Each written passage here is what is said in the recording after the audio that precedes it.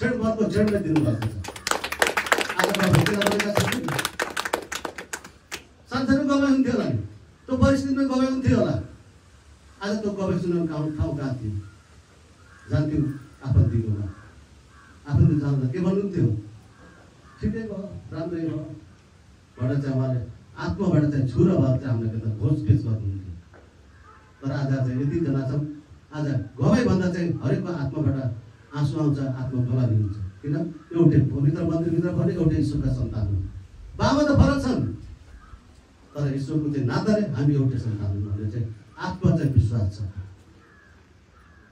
त्यस कारणले भजन जान्छु म एउटा, यो फेरि हाँसिहाल्नु पर्ने भजन भन्दा हाँसिहाल्नु, यो गला र कलाले होला मान्छे आउँछ। हे जय जय परमात्मा, जय जय परमात्मा। अनि के रे?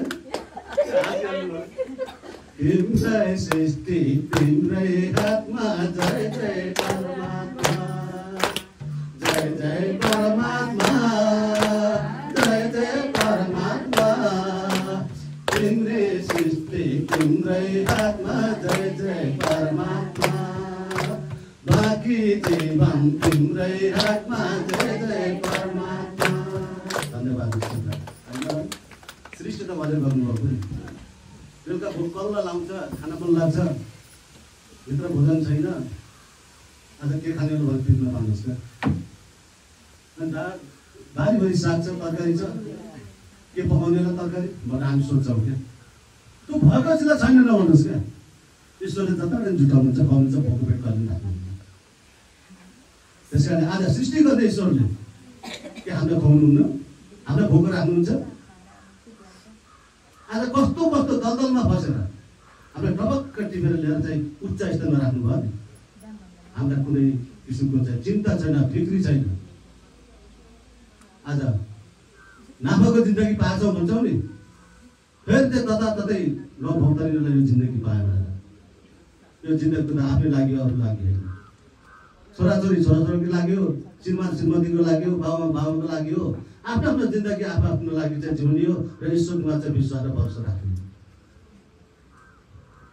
त्यस कारणले आज हामीलाई ईश्वरले दुईवटा आँखा दिनुभएको छ, दुईवटा कान दिनुभएको छ, दुईवटा हात दिनुभएको छ, दुईवटा खुट्टा दिनुभएको छ, एउटा मुख दिनुभएको छ।